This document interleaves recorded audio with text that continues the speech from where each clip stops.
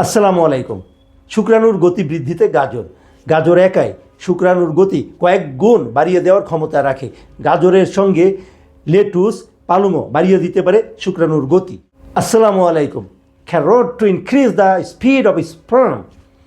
Carrot alone has the ability to increase the speed of sperm towards the egg several times. Along with carrot, lettuce, spinach also can increase the sperm speed. Thank you. আসসালামু আলাইকুম। শুক্রাণুর গতি বৃদ্ধিতে গাজর।